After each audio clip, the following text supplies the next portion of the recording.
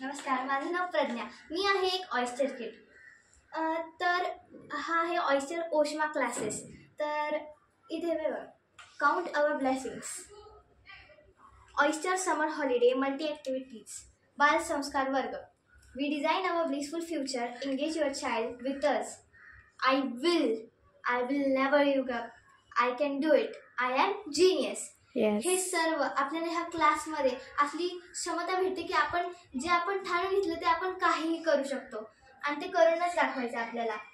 आता याच्यामध्ये रोज आपण आनापान ध्यान घेतो. आता आनापान ध्यान म्हणजे आता आना म्हणजे येणारा श्वास आणि पाना म्हणजे जाणारा श्वास. तर हे आपण जर केलं तर आपल्याला ह्याला खूप बेनिफिट्स भेटणार आहेत, खूप डेव्हलपमेंट होणार आहे आपलं. जर हे 7 to 15 मिनिट्स जर आपण केलं ना तर खूप आपल्याला बेनिफिट्स भेटतात. जसं की स्कूल बेनिफिटमध्ये, जसं की एज्युकेशनल बेनिफिटमध्ये, reading skills, writing skills, art and craft creation, confident personality, positive attitude, social skill, group activities, participations, overall developments होतात ह्याच्यामध्ये हे करण्यासाठी. आणि पर्सनल बेनिफिटमध्ये concentration of mind, awareness of and alertness, memory and self confidence, decision making ability, capacity to work, performance in studies.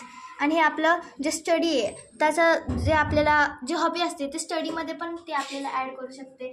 जसं की curricular activities जे आपल्याला आपल्या स्कूलमध्ये घेतात त्याच्यामध्ये पार्टिसिपेशन आपल्याला जास्त होतात आपले पार्टिसिपेशन्स.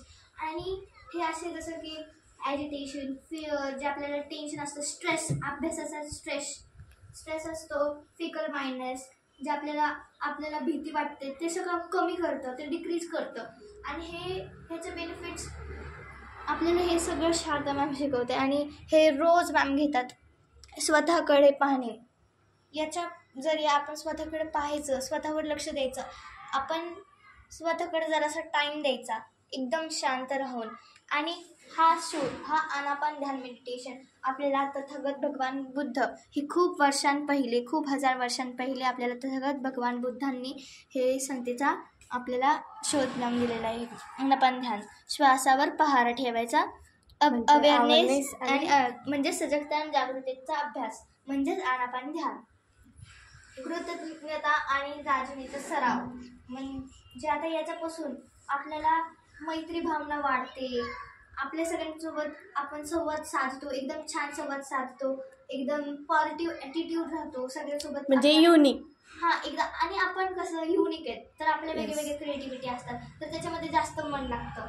जसं की आपण ग्रॅटिट्यूड प्रॅक्टिस होते आणि ते आपण एक्सप्रेस करू शकतो, म्हणजे भावना आपल्या व्यक्त होतात, डायरेक्टली प्रकट होतो. जसं की sorry, please, thank you, excuse me I, असं म्हणजे ते मॅजिक वर्ड्स आपल्याला असं फील होतं की आपण असं म्हणलं. धन्यवाद. थँक्यू.